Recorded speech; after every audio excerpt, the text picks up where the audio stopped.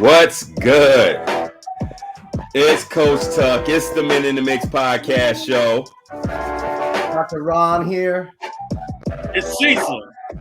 And it's about to go down. Yes, it is. Man, today is a great day. Man, we're happy to have y'all on the show today. So blessed. Hope y'all having a good week. And we just want to add to your week with some goodness, you know what I'm saying, from the Men in the Mix podcast. We want to chill with you, so sit back and let's hang. Nice. So what's good right now, C? So you got somebody for us. You've been telling us about this, man. Yeah, we heard so much about him, and so I'm pretty excited about him. So you want to fill us in a little bit? Yeah, I want to introduce you to my friend. He's got a servant's heart, and man, he's a great man of God. And he started what's called the Project Hope movement that's going on down here in Rochester. He's been doing it for years. So I love y'all to welcome with me my good friend Aikong See. Oh, what's good? Yeah, what's good? Oh, yeah, Aikong. man. Let's do it, bro. Man, we're so happy to have you on the show, bro. Yeah. Man, we're so blessed to have you and be able to talk about, some things and really dig in on, get to know you and introduce you to our podcast and our audience. Man, we've been over the last month. We probably sat down about 3 or 4 times and really got to know each other and eat food in a family setting with one another, like fellowshipping, fellowshipping, prayer, all kinds of good stuff, man. And it's really, man, to tell the truth, man, we were at a place called Hunan. And there's this lady her name is Ty. And Ty, we come in there, she serves us. And man, she just beams. When she see us walk in there, she just beams. We're going to talk about the Lord. We're going to one another. We're going to, talk about Jesus and fellowship. And it just brings a whole new aura. Yep. So that changes the culture, man, of that place. So that's why, people were listening to us too. While we're talking about, who are we, as human beings, and what's our purpose and stuff like that. So I think it kind of changed the culture of where we're at, man. Seriously, man, people were seriously encouraged in that restaurant, and every time we walk in there, just the whole aura changes, man. So it's just a blessing. Oh, yeah, man. We want to bring that beautiful power and spirit of unity to the podcast today, in what we're going to talk about. So first off, before we get into what Aikong does, let's talk to Aikong about what Aikong, who Aikong is. So Aikong, talk to us a little bit about what some of your background, what your heart is, and share with the audience like who you are. We want to know. Yeah. So a little bit back about me is that I was born in Khlong Lane in a creek.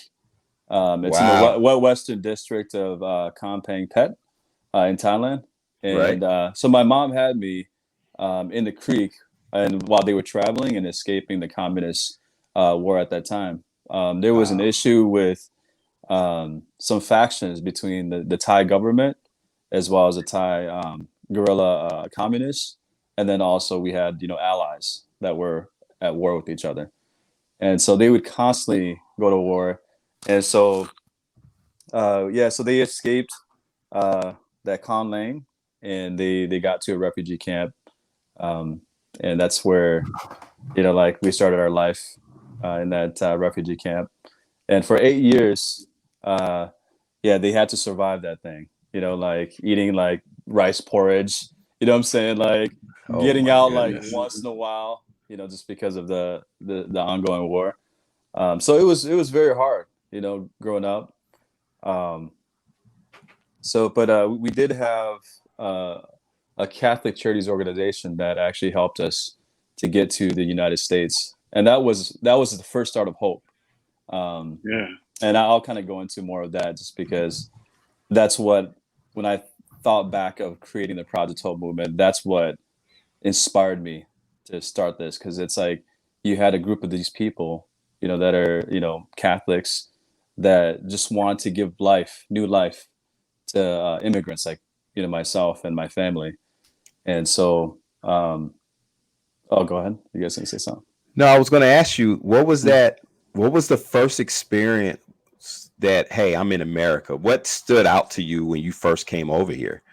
When you had to make, that, you came here to another country. What did anything stand out to you initially when you first came over here? Oh man, that's a good question. One thing that stood out for us was just the way that people dressed, because we didn't have anything really, we just had like the shirt on our backs that was like we were wearing for like months. You know what wow. I mean? Yeah, and wow. and I'll show y'all some pictures too of like how I grew up in the camps, in the refugee camps, and like the clothes that we had, it was all dirty. We were wearing it consistently. So yeah, one thing that we noticed when we came here was that there was a bunch of people that were just nicely dressed. You know what I mean? They were nicely dressed. They were wearing like suit and ties, suit pants, nice shoes, and they helped us. And we're like, yo, like, who are you guys? Who are you guys? Like, what are you guys gonna try to do with us? So it was kind of shocking for us, but that was one thing that we noticed, first. Right So, away. Nice. Man, that's awesome. And can I just jump in by saying I really, your story inspires me, Aikong, particularly as I hear you saying that really the kindness and compassion stowed upon you, you want to pay that forward. And I think in one way I hear a little bit, is Mr. Cecil over here has been telling us just a little bit, getting us excited. Hope you got going on. Yeah. And it got me thinking as I hear your story now. I know the genesis of Project Hope happened. This has been years in the making, I'm guessing. Yeah, man. I'd like to hear from you, though. Tell us what happened and how did you get here to this cool project? What is it even? So yeah, so what happened was that coming here in the United States, we faced new challenges, and some of the challenges was learning a new language, figuring out this new lifestyle, new culture. How could we adjust into it? So my parents, they struggled a lot with trying to adjust in, just because in our culture we had a lot of people that were in tribes, and that we would all work together as a community to kind of like help people move forward, or like, like if they're dealing with something, we try to help them. But like this was a different culture. Like everybody was more individualized. So for my parents, it was kind of tough trying to adjust to this different type of culture. But another thing that stuck out, which also kind of, I guess, contributed to creating the Project Hope, was the kindness of the community leaders here in Rochester. So we had a family that actually helped us with a lot of different things, like clothes, with transportation, or like speaking the language or teaching us the language. They helped us with that, and a bunch of other things. But also we got connected with like IMAA and other organizations that helped us to get it back on their feet. And so again, those were also things that contributed. Now, the main thing that actually got me to push forward and create that was my personal struggle with drugs, sex, alcohol, in junior high school. I dealt on and off consistently with those things, and unfortunately, it was because I got myself involved with friends that were gangsters. A lot of them were involved with stealing things. A lot of them were involved with slang and drugs. A lot of them were involved with fighting. And so I got into that, and that's how I guess that broke me.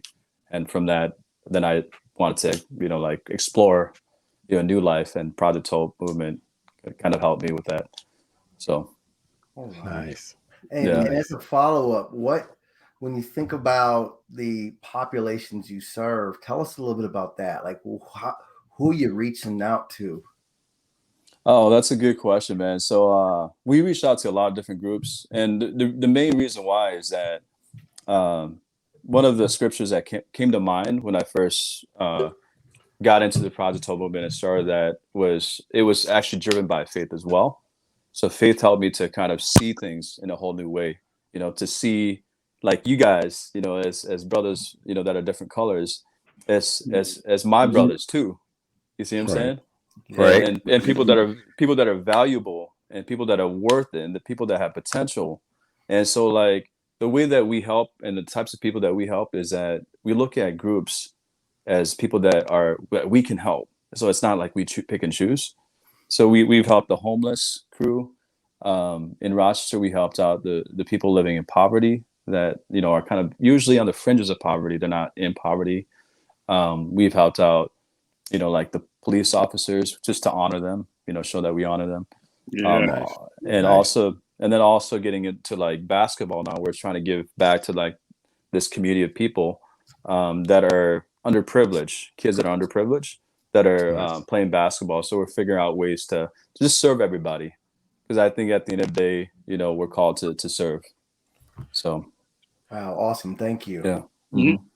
And me and you have had some long talks about unity and what that looks like, and you have a very awesome and progressive outlook on what unity is and what that should look like. Why don't you share that with our audience, please? Yeah, so unity, the way that we look at it is that we look at it, again, kind of going back to how God sees us individually. So I think that oftentimes that what we learn is that we've met a lot of people that have like groups and cliques, right? That typically are drawn towards those cliques that they're kind of in commonalities with, right? And so for us, we kind of break those barriers down. We don't look at based on cliques per se. We look at the way that God will look at them. So that creates more of a family, overarching family for every group. So it doesn't cause like for me to look at these people as more valuable than these people, but that everybody is valuable. You know what I mean? And that everybody has a purpose and that we can work together for the good of humanity. So. Oh man. Yeah. That's awesome. Real good. That's really good. Mm-hmm. See, so you've been keeping him to yourself with these lunches. We all need to go out to lunch and hang out. Yeah, man. We all got it, man. Do that. He's not the only one to get to go have a power lunch with Aikong. We got to do that together. I like that. No, we should, man. That'd be fun. We have definitely got to do that, man. Yeah. But also, when we talk about unity, we've also talked about how, from your culture, how your culture looks at the Cambodian culture from where you come from, what unity looks like there. We share that with us as well. Yep. So unity. So we're Lahu. So Cambodians are different, but there's a lot of Asian people or Asian families and tribes. They're usually very community oriented, and so the thing is, the reason why they're very community oriented is that they feel that if they work together, that a lot of times needs will be met, and you won't have a lot of needs and people suffering so much. And that's what I find is that in my own culture is a lot of my family and their tribes, the reason why they work together is that they didn't want people to suffer alone. So they want to help and kind of carry that burden and carry that, that struggle to help them. So, and that's kind of what I utilize too with the movement. That's good. That's good. It's powerful. Kind of touching back, how you said you're serving to people, that's in poverty and people that is homeless. Yeah. How do you fight that? A lot of times, you hear people that really don't know what's going on, that those individuals, it's their fault for the reason they're in the place that they're in. And, we really shouldn't be giving resources when they're not really understanding that. How do you deal with those type of individuals when they think like that, when you're going into getting funding to do the things you want to do to that community? Yeah, so that's a good question too. So the way that we fight that usually is that we tend to build relationships with just different people that are, as the homeless, as well as people that are providing some type of funding or assistance with us. And Right. and a lot of times the ones that have that mentality that you mentioned are the ones that haven't really figured out that sometimes like that people, it's not that they just need like food, right? Right. Most of the times they need that connection with a human being. And so a Right. lot of times the way that the movement goes in there, we'll talk to them. We'll be like, hey, Joe or John, how you been today? How's life? And we kind of start exchanging like friendship, like we would have a conversation through friends. Right. And that way they feel like they're heard. They feel that they're valued. And they feel that, they're cared about. And I think, Mother Teresa hit it well, I think in the, one of her, what she said in one of her, it was little like speeches is that, like people need to be cared about, at the end of the day, above all things, because that's what really drives them to do, um, what they need to do and what they desire to do. Because a lot of the mental faculties is founded on like, do people care about me? Sometimes, Yeah. you know what I mean? Right. So that's why we have like families where like kids oftentimes do better, right? When their parents actually care about them. Yeah. It's yeah, look into that statistics. It's actually really interesting. And a lot of it, I think it's being cared about and being believed. So those two things actually play in the development of a kid to be successful. And so that's what we're seeing too with the homeless people that sometimes people don't recognize, is that it's not just that they need like things or like food and like money. They actually need to be cared about and believed in. And that's the basis before they get better. So that's how we Nice. beat that. Yeah. Nice. Nice. Oh, I love it. It sounds like it's it's action, compassion in action. That like Yeah. not just the saying, but it's the doing that I hear Yeah. about your Cope. So if I can ask, just curious, because I see the excitement and the potential in Minnesota, like any state where there's all kinds of needs, and this kind of perspective that you bring informed by your experience.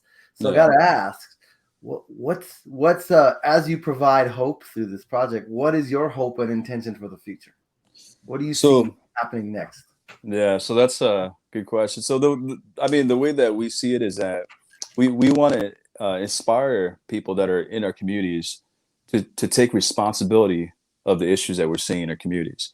Because again, kind of going back to what I said earlier, is that I think a lot of times, like because of we're living in an individualistic society, like we want people to fend for themselves, and whatever happens to Right. them, they got to take care of on their own, Mm-hmm. which is Right. like which is totally backwards. Because if we were to look at the Acts church, when we read Acts, like one of the reasons me and Cecil were talking about is the reason why there's no needs was, one, the group was in one accord. That's Amen. one. Two is that they loved each other so much that they served each other. And serving it, there's something that with serving, it meets the needs of whatever needs there is out there. So Right. and we believe that. I think that that's the reason why Acts Church had no needs, because they were in one accord and they loved each other so much that they would serve each other consistently. Right. And so what the Project Hope Movement wants to do is we want to inspire people in kind of that language and that that Yes. style of community, so that way they see a need, they fill it, and then that's met, and they'll empower that person, to fill another need, in someone else in their life, So we want to kind of inspire that and empower people, Yeah. so that way eventually there's no needs. That's kind of our hope in our communities. So Nice. Yeah, Nice. yeah, thank you. yeah, Your words remind me of that idea that it takes a village to raise a child, but it yeah. also takes a village to raise up a community, right? It Oh takes yeah, man. us Yeah, all together, yeah, working, looking out for each other, and that idea, this sort of interdependence. Wow, yeah, that's awesome. yeah. And that's the funny thing that you say that too, Ron, is that so for me, I was actually raised up in a village where there was multiple, like people that was raising me up instead of just my Mhm. mom. So I love that you say that, because Yeah. I think that there's something that it teaches the community, that it's not just that family's responsibility to take care of their community, but it's everybody's responsibility. You see what I'm saying? Yeah. And I think that kind of leads to, again, where there's no needs eventually. The more that we kind of teach that, we lead by example, we inspire, we empower, I think it shows eventually in our communities that we don't want any needs. We want everything to be met. So we want healing to take place too, in whatever people are dealing with. So yeah, man. What's powerful is, man, what encouraged me so much that we would get together. I really wanted to get together with you because I was seeing on social media what you were doing and everything, is because it keeps the main thing the main thing. Yeah. I mean, me and Ron had this talk, I think, a couple days ago, right? Yeah. Anything that you do that's outside of love, it's null and void. You know what I'm saying? So you gotta have love. Like the commandment is love God and love your neighbor as yourself. And Amen, bro. I just want to really, really just thank you for doing that and being a great example of what that looks like. You know what I'm saying? In action. Love is action, right? Yeah, amen. So what I was gonna say too, Cecil, is that we read in the Bible that for God so loved the world that He gave, and I kind of want to emphasize on that because I think that we're seeing a lot of times where people, right, just give, what I'm saying, like just give things to people, but in the movement we're seeing is that there's actually a lot more impact when the heart goes into giving, which means that you love the person as much as you love yourself, and that giving actually seems to be a lot more powerful. You see what I'm saying? And so, and that's where we've had a couple people in the homeless shelter that we did that. We gave out of our heart, and they started crying, and some of them actually want to hang out with us, and they're like, yo, like let's hang out with a group of people. So we invited a couple of them a couple times to like a barbecue where they would come and meet like more of like a Christian community, like a healthy community, and they would come out, and then we would kind of say goodbye and not talk to them again, but like eventually we would hear back from them, and we would hear that they're back in school, that they're going back to school, that they got back on their feet. And so, and to me that made me think, I think when we give out of our heart, it seems more genuine in the giving, and that's where people receive it a lot better. Hey, Con, I had a question for you too. It was on my heart. You can obviously, as Ron brought up and Cecil, that your heart and God called you to create this movement. There are so many people out there that you hear that want to do what you're doing right now, and a lot of times it's like starting a business. Oh man, 3/4 of those businesses aren't going to be successful after so many months. What can you say to encourage the person that is listening right now that's like, man, I need to get this movement started. I need to get this project started. What type of encouragement can you give to the listeners right now that have their mind set up that they want to do something like you're doing, or any other thing that's going to attend to the community where they're at right now? Yeah, I would say a couple things is, for all the listeners out there that are more religious, I would say definitely spend some time in the Lord. Just kind of, I would say, more listen to see what He's saying, be open to what He's saying. So that's the first thing for those that are religious.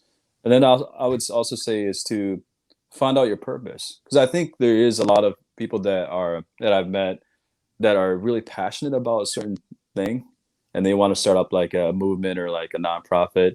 But oftentimes, like that's just passion. That's not really like their purpose. So it's almost like they're just feeling it just for a moment.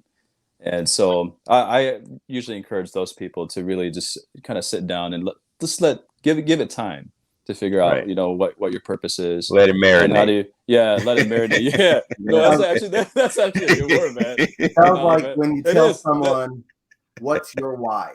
What's your why? Yeah. Right. And so why do you want to start that nonprofit? Why do you want to do this work? And you got to go inside yourself, don't you? What's my why? Yeah. And I bring bring this work forward. So sounds like I hear you pretty strongly that I know your why. And I'm so excited. I'm so thankful that you shared this. It gets us all thinking, gosh, what can we do? Right. It takes that village. So like you said, inspirational. So even for us and the listeners, I know this is a great testimony and story. So thank you. Yeah. And I was going to say too, for the non-religious people, again, it kind of goes back to the figure out, again, your purpose. And I've met like both sides, where people are just so passionate to do different things.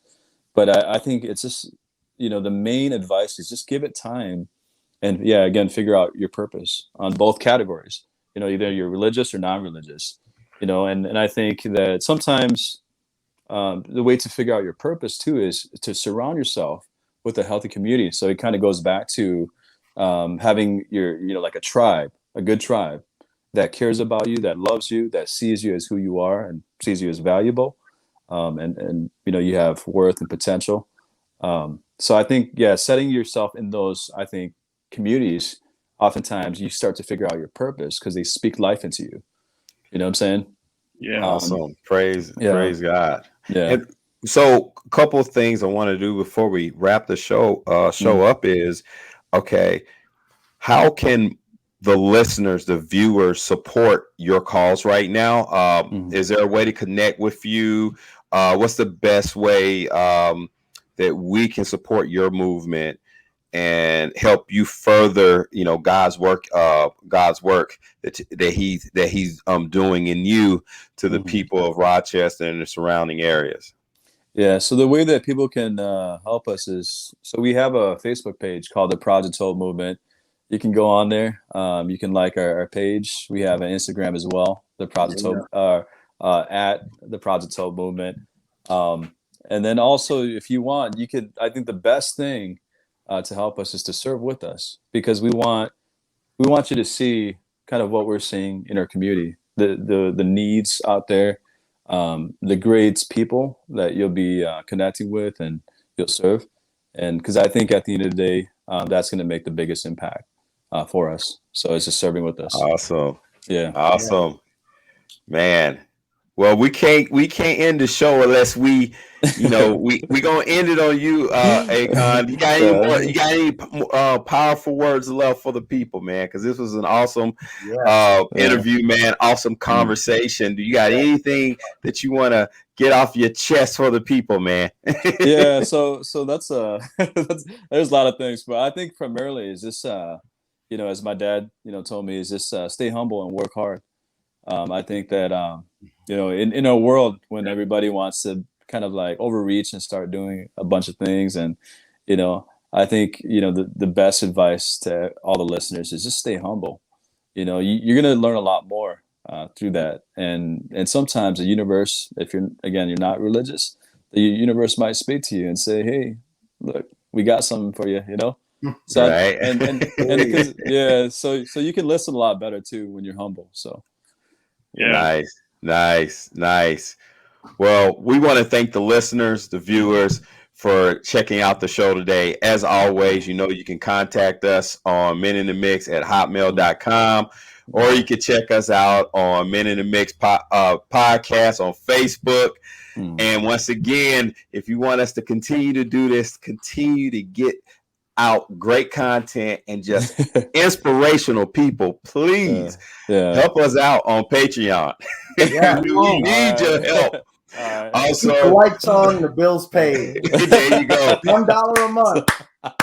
Well, hey, there you go. $1 a month. Hey, we want faithfulness. We want those faithful subscribers and followers, man.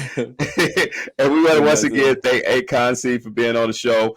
We will also be listing his contact information for the Project Movement. Project Hope Movement, and so we can continue to support him. And as always, people, we love y'all. We appreciate y'all. And until then, we out. Let's go. Later. Peace.